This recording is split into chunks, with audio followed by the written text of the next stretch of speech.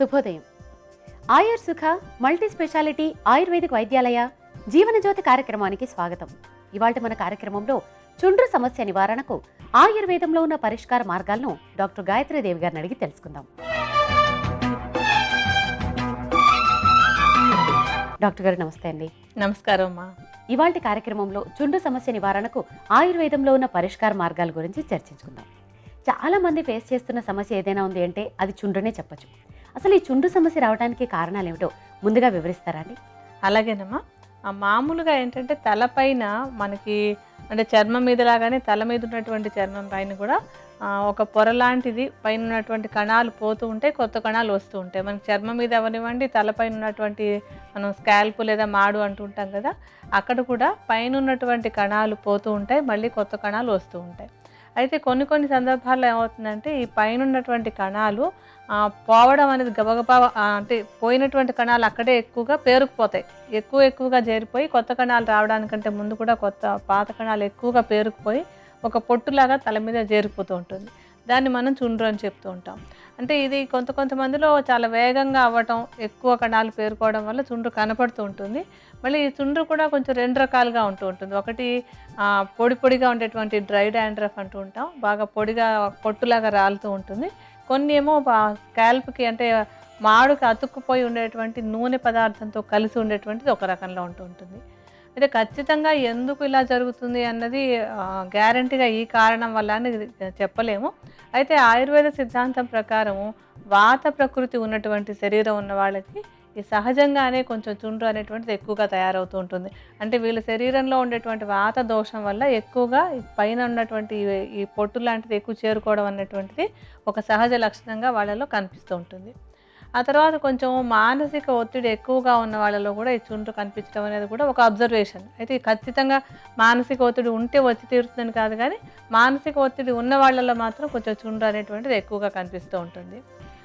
ఇంకా ఏంటంటే కొంచెం తీసుకున్నటువంటి ఆహారంలో ఎక్కువగా ప్రిజర్వేటివ్స్ అవి వాడేటువంటి వాళ్ళు, అంటే నిల్వ ఉండేందుకు రకరకాల రసాయనాలు అవి వాడుతూ ఉంటారు. సోడియం మెటాబైసల్ఫేట్ అని, అలాంటి కొన్ని సిట్రిక్ యాసిడ్ అని, ఇలాంటి కొన్ని రసాయనిక పదార్థాలు చేసిన ఆహారాలు ఎక్కువగా తింటున్న వాళ్ళలో కూడా ఈ చుండ్రు అనేటువంటిది కాస్త ఎక్కువగా కనిపిస్తూ ఉంటుంది.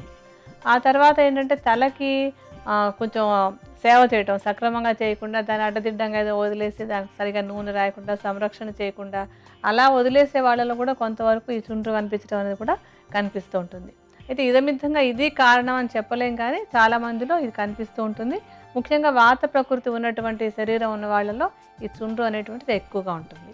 డాక్టర్ గారు, మరి ఈ చుండ్రు సమస్యను దూరం చేసుకోవాలంటే ఎటువంటి జాగ్రత్తలు తీసుకోవాలో వివరిస్తారా అండి? ఈ చుండ్రు సమస్య ఉన్న వాళ్ళు అంటే కొన్ని శ్రద్ధలు తీసుకున్నట్టయితే కనుక ఈ చుండ్రు పెరగకుండా ఉండడానికి బాగా తోడ్పడుతుంటుంది.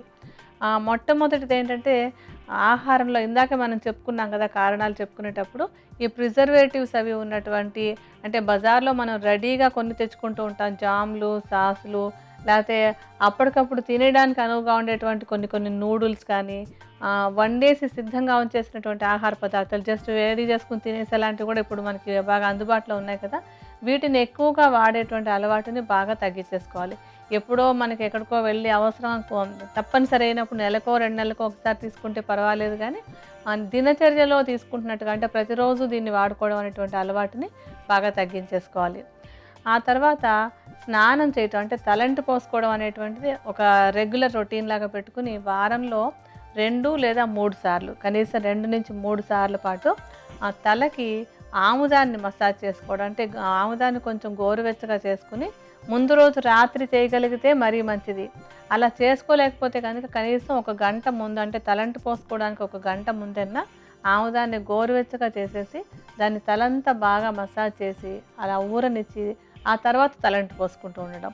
అలా చేస్తూ ఉండడం వల్ల ఏంటంటే అక్కడ ఉన్నటువంటి వాత దోషం బాగా తగ్గి ఎక్కువగా పొట్టుగా తయారవటం, అంటే మాటికి ఆ చుండ్రు లాంటిది రావడం అనేది బాగా తగ్గుతుంది.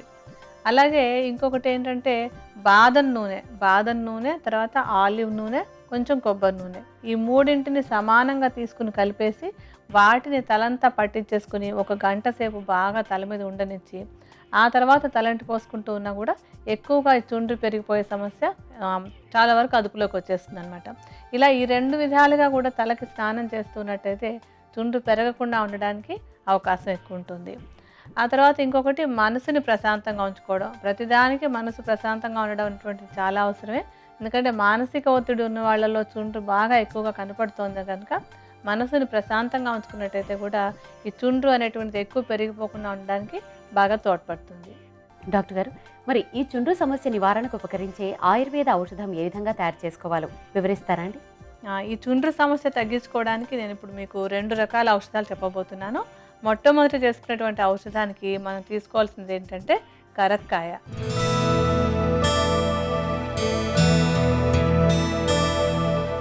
ఈ కరక్కాయలకి కొంచెం ఏదైనా అక్కర్లేని స్రావాలు అవి ఎక్కువగా ఉంటే కనుక వాటిని తగ్గించేసేటువంటి గుణం బాగా ఉంటుంది. అలాగే ఒక పొరలుగా కనుక పైన చుండ్రది ఏర్పడుతూ ఉంటే ఆ పొరలను క్లీన్ చేసేటువంటి గుణం కూడా కరక్కాయల్లో బాగా ఉంటుంది. కరక్కాయ లోపల గింజలు తీసేసి దాన్ని మెత్తడి చూర్ణంలాగా చేసేసి ఉంచుకోవాలి. ఈ చూర్ణాన్ని సుమారుగా ఒక 50 గ్రాముల పరిమాణంలో తీసుకోండి. ఇప్పుడు కొంచెం కరక్కాయ చూర్ణాన్ని ఒక పక్కన పెట్టించుకుందాం.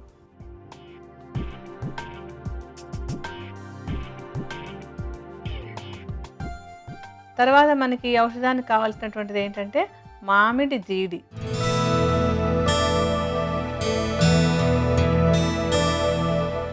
మనకి నేను చాలాసార్లు చెప్తూ ఉంటాను, అంటే నేను చెప్పే మాట కాదు, అది ఆయుర్వేద శాస్త్రజ్ఞులు చెప్పినటువంటిది. మనకి సృష్టిలో ఔషధంగా పనికిరాని వస్తువు అన్నది ఏదీ లేదు అని. ఇప్పుడు మామిడికాయ మనం వాడుకుంటాం వంటల్లో వాటిలలో, లేకపోతే ఊరగాయల్లోనూ. ఆ టెంకలు అవతల పారేస్తుంటాం. ఆ టెంక లోపల ఉన్నటువంటి జీడి కూడా ఎన్నో మంచి మంచి ఔషధ గుణాలను కలిగి ఉంటుంది. ఆ జీడిని మనం ఇప్పుడు చుండ్రు తగ్గించడానికి వాడుకునే ఔషధంలో వాడుతున్నాం అనమాట. ఆ జీడి అంతా కలెక్ట్ చేసుకుని ఇప్పుడు మనకి మామిడికాయల సీజన్ అది వచ్చినప్పుడు ఆ లోపల ఉన్న జీడులని కలెక్ట్ చేసుకుని వాటిని ఎండబెట్టి చూర్ణం చేసి ఉంచుకోండి. చుండ్రుకే కాదు, ఇంకా రకరకాల సమస్యలు కూడా మనం వాడుకుంటూ ఉంటాం. మరోసారి దాని గురించి మాట్లాడుకోవచ్చు. ఇప్పుడు ఈ సమస్యకు వచ్చినప్పుడు ఏంటంటే ఈ ఎండబెట్టుకున్నటువంటి మామిడి జీడిని చూర్ణంలా చేసి ఉంచుకోవాలి. ఆ చూర్ణాన్ని కూడా ఏంటంటే ఇందాక మనం కరకాయకి చెప్పుకున్నట్టే లోపల ఉన్నటువంటి, అంటే తలపైన ఉన్నటువంటి స్కాల్ప్లో అక్కర్లేనటువంటి ఆ పదార్థం ఎక్కువగా సెక్రెట్ అవుతుంటే దాన్ని తగ్గించేసి చుండ్రుని అదుపులో ఉంచేందుకు చాలా బాగా తోడ్పడేటువంటి గుణం మామిడి జీడిలో ఉంటుంది.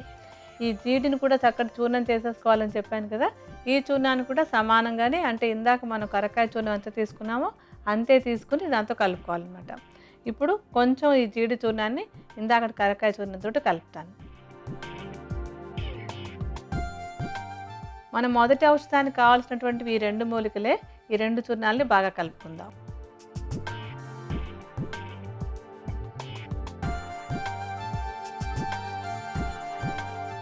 ఇలా ఈ 2 మూలికల చూర్ణాలని కలిపేసి ఒక గాజు సీసాలో పోసి ఉంచేసుకోండి.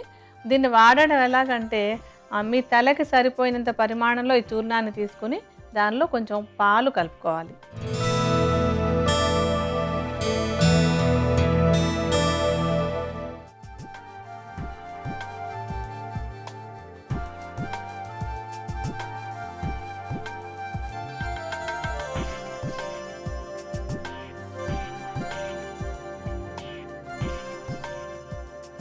ఇలా ఈ చూర్ణానికి కొంచెం పాలు కలుపుకుని, అంటే చిక్కటి ముద్దలాగా ఉండకూడదు, కొంచెం పలచగా ఉండేటట్టుగా కలుపుకుని దాన్ని మాడు మొత్తం అంతా రాసుకోవాలి. అలా రాసేసుకున్న తర్వాత ఒక గంట సేపు దాని తల మీద ఉండనిచ్చి ఆ తర్వాత శుభ్రంగా మన గోరువెచ్చని నీరు పోసుకొని స్నానం చేసేయాలన్నమాట. అంటే తల మీద ఇదేమీ మిగలకుండా ఉండేలాగా గోరువెచ్చని నీళ్ళతోటి స్నానం చేసేయాలి. ఇలా ఈ విధంగా కనుక వారంలో 2 సార్లు చేస్తున్నట్టయితే చుండ్రు సమస్య బాగా అదుపులోకి వస్తుంది. డాక్టర్ గారు, చుండ్రు సమస్య నివారణకు ఉపకరించే 2వ ఆయుర్వేద ఔషధం ఏ విధంగా తయారు చేసుకోవాలో వివరిస్తారా అండి? మనం తయారు చేసుకోబోయేటువంటి 2వ ఔషధానికి మనం మొట్టమొదటి తీసుకునేటువంటిది ఏంటంటే వేప ఆకులు.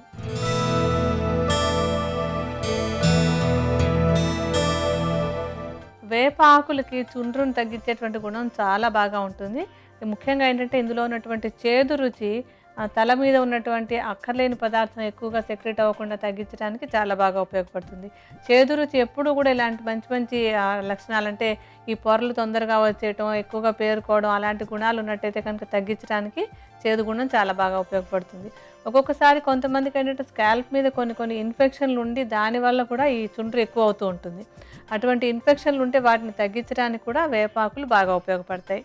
వేప ఆకులు పచ్చివిగా దొరికేటువంటి అవకాశం ఉన్న వాళ్ళకి లేత ఆకుల్ని, అంటే మరీ ముదిరిపోకుండా కొంచెం మధ్యస్థంగా కానీ లేతగా ఉన్నటువంటి ఆకులను కానీ తీసుకోవచ్చు. అలాగా అంటే తాజాగా ఆకులు దొరకనట్టయితే కనుక వేపాకుల చూర్ణాన్ని వాడుకోవచ్చు. అయితే ఉత్తమ ఫలితానికి ఆకులు ఎప్పుడు కూడా తాజాగా ఉన్నటువంటి ఆకులు ఎక్కువ మంచి ఫలితాన్ని ఇస్తాయి. దొరకనప్పుడు వేపాకుల చూర్ణాన్ని తీసుకున్నట్టయితే కనుక సుమారుగా ఒక 50 గ్రాముల పరిమాణంలో తీసుకోవాలి. ఇప్పుడు మీకు చూపించడం కోసమని కొంచెం చూర్ణాన్ని పక్కన పెట్టి ఉంచుతాను.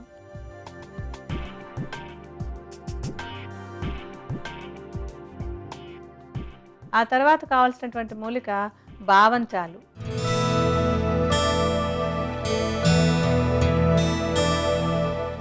బావంచాలు చర్మానికి చాలా మంచి టానిక్ లాగా పనిచేస్తాయి. చర్మం పైన పొరలవి పేరుకోకుండా ఉండడానికి కూడా బాగా ఉపయోగపడుతుంది. అంటే తలలో ఉన్నటువంటి కూడా చర్మమే కదా, ఇక్కడ మనకున్నట్టే ఇక్కడ తల మీద కూడా చర్మం లాంటిదే ఉంటుంది. ఆ పైన ఉండేటువంటి ఈ చుండ్రు పేరుకోకుండా ఉండడానికి బావంచాలు బాగా ఉపయోగపడుతుంది. ఈ బావంచాల గింజల్ని బాగా మెత్తటి చూర్ణంలాగా చేసుకుని దాన్ని కూడా 50 గ్రాముల పరిమాణంలోనే తీసుకోవాలి. ఇప్పుడు కొంచెం బావంచాల చూర్ణాన్ని వేపాకు చూర్ణంతో కలుపుకుందాం. ఆ తర్వాత మూలిక పారిజాతం గింజలు.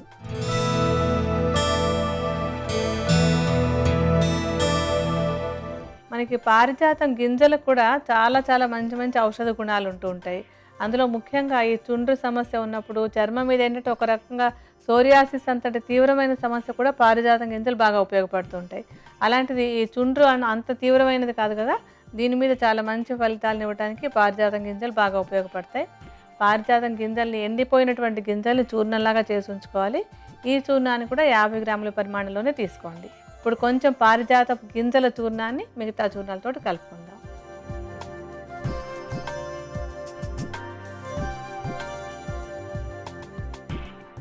ఈ మనం తయారు చేసుకున్నటువంటి రెండో ఔషధానికి కావాల్సినటువంటి 3 మూలికలు రెడీగా ఉన్నాయి కదా, ఈ చూర్ణాలను ఇప్పుడు బాగా కలుపుతాను.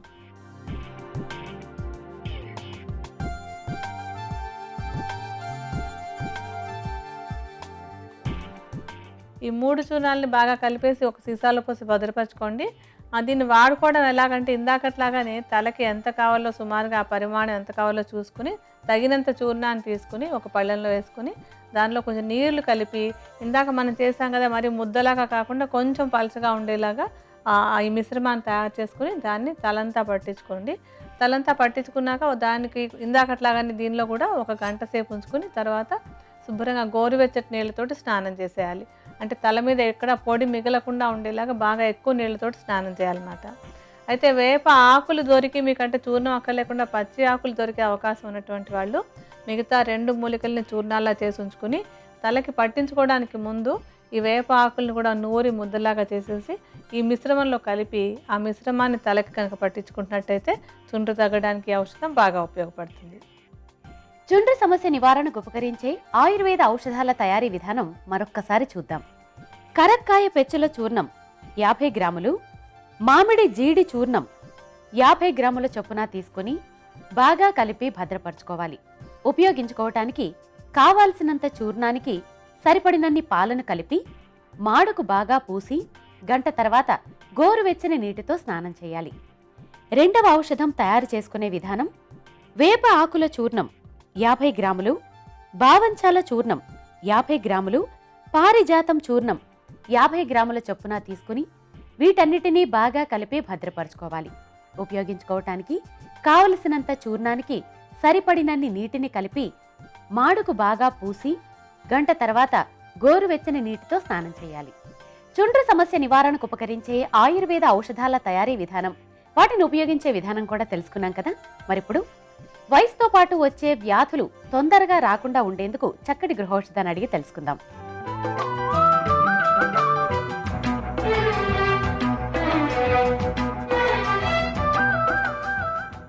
డాక్టర్ గారు, వయసు వల్ల వ్యాధులు రావటం అనేది సహజం. అయితే ఆ వ్యాధులు తొందరగా రాకుండా ఉండేందుకు చక్కటి గృహౌషధాన్ని తెలియజేస్తారా అండి? వయసుతో ఏంటంటే మనకి వయసు పెరుగుతున్నంత కొద్దికి వ్యాధులు రావడానికి కారణమైనటువంటి కొన్ని మార్పులు ముందు నుంచి జరుగుతూ ఉంటాయి. ఆ మార్పులు జరిగి మెల్లగా వ్యాధులు వస్తూ ఉంటాయి. ఆ మార్పులు తొందరగా జరగకుండా మనం ఆపగలిగినట్టయితే కనుక వయసుతో వచ్చేటువంటి వ్యాధులు తొందరగా రాకుండా ఉండడానికి అవకాశం ఉంటుంది. దానికోసం మనకేంటంటే మనకు తేలికగా ఉండేటువంటి వంటింట్లో దొరికే టొమాటో చాలా బాగా ఉపయోగపడుతుంది. అంటే దానికి ఇంత గుణం ఉందా అనుకోకండి. ఆ టొమాటోలో లైకోపీన్ అనేటువంటి ఒక పదార్థం ఉంటుంది. ఈ లైకోపీన్ అనేటువంటి పదార్థం తొందరగా వ్యాధులు రాకుండా ఉండడానికి కావాల్సినటువంటి మార్పులు శరీరంలో చేస్తుంది. అందువల్ల ప్రతిరోజు 1 లేదా 2 పచ్చి టొమాటోలని కనుక, అంటే పండినటువంటి టొమాటోలు, పచ్చివి అంటే పచ్చిగా ఉన్నవని కాదు, వండకుండా ఉన్నటువంటి పండు టొమాటోలని కనుక ప్రతిరోజు తీసుకుంటున్నట్టయితే ఈ వయసుతో వచ్చేటువంటి వ్యాధులు తొందరగా రాకుండా ఉండడానికి చాలా బాగా ఉపయోగపడుతుంది. చూశారు కదా, వయసుతో పాటు వచ్చే వ్యాధులు తొందరగా రాకుండా ఉండేందుకు టొమాటోలు ఎంత బాగా ఉపకరిస్తాయో.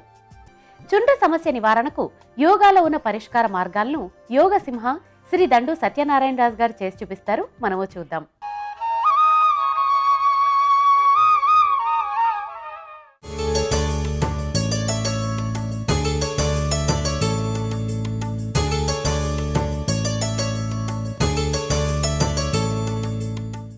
షణ్ముఖి ముద్ర, అనంతాసనం సాధన చేయటం ద్వారా చుండ్రు సమస్యను నివారించుకోవచ్చు. షణ్ముఖి ముద్ర. ఈ ముద్ర సాధన చేయడానికి ముందుగా పద్మాసనం లేదా సుఖాసనంలో సౌకర్యవంతంగా కూర్చోవాలి. తరువాత చేతులు రెండింటినీ తలవైపుగా తీసుకొని వస్తూ 2 చేతుల చిటికెన వేళ్లను గడ్డం పైన, ఉంగరపు వేళ్లను ముక్కు కింద, మధ్య వేళ్లను ముక్కు పైన, చూపుడు వేళ్లను 2 కళ్లపైన, బొటన వేళ్లను 2 చెవులలో మూసి ఉంచి, ఇప్పుడు ఉదరం నిండా శ్వాస పీల్చుకొని తల ముందుకు వంచి గడ్డాన్ని ఛాతికి ఆంచాలి. ఇలా ఉండగలిగినంత సమయం ఉండి తిరిగి తలను యథాస్థానానికి తీసుకొని వచ్చి శ్వాస బయటకు వదలాలి.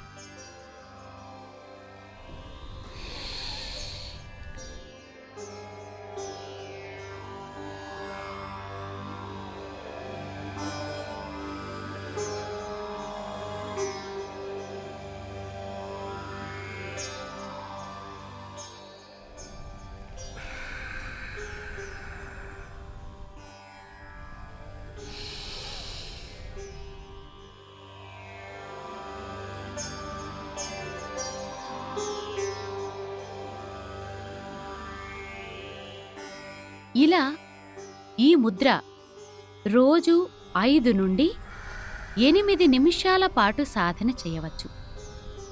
రెండవ ప్రక్రియ అనంతాసనం. ఈ ఆసనం సాధన చేయడానికి ముందుగా వెల్లకిల్లా పడుకోవాలి. తరువాత ఎడమ కాలును పైకెత్తుతూ 2 చేతుల సహాయంతో కాలి మడమ వద్ద పట్టుకొని కిందకి లాగుతూ కాలి వేళ్లను నేలకు ఆంచాలి. శ్వాస సాధారణంగానే తీసుకోవాలి.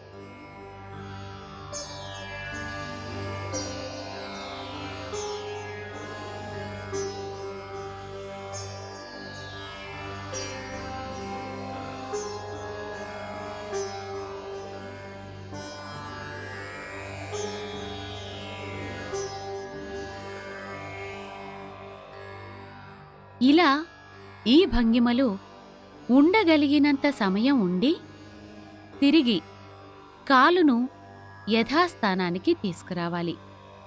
తరువాత రెండవ కాలు, కుడికాలు పైకెత్తుతూ 2 చేతులతో కాలును మడమ వద్ద పట్టుకొని కాలును కిందకి దించుతూ వేళ్లను నేలకు ఆంచాలి. శ్వాస సాధారణంగానే తీసుకోవాలి.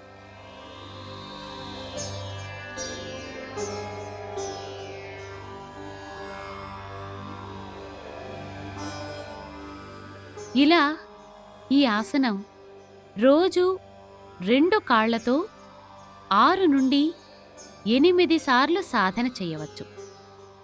ఇలా ఈ భంగిమలో కూడా ఉండగలిగినంత సమయం ఉండి తిరిగి యథాస్థానానికి రావాలి.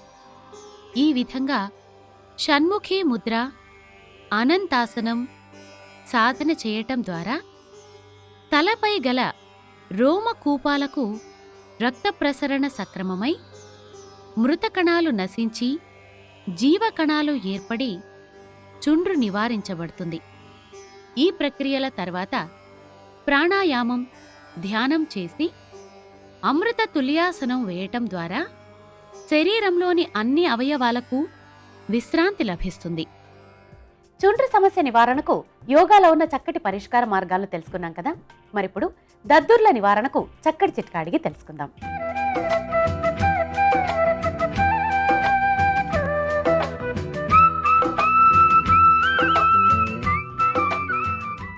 డాక్టర్ గారు, దద్దుర్ల నివారణకు చక్కటి చిట్కాను తెలియజేస్తారా అండి?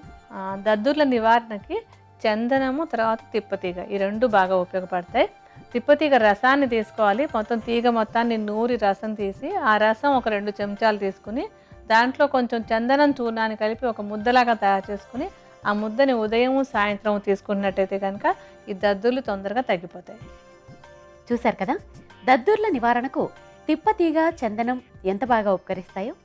ఇది ఇవాల్టి మా జీవనజ్యోతి కార్యక్రమం. ఇవాల్టి కార్యక్రమంలో చుండ్రు సమస్య నివారణకు ఆయుర్వేద యోగా శాస్త్రాల్లో ఉన్న పరిష్కార మార్గాలతో పాటు చక్కటి గృహౌషధం చిట్కా కూడా తెలుసుకున్నాం కదా. తిరిగి మరొక ఎపిసోడ్లో మరొక జీవన సమస్య, దాని పరిష్కారంతో మీ ముందుంటాం. అంతవరకు సెలవు. నమస్కారం. నమస్కారం.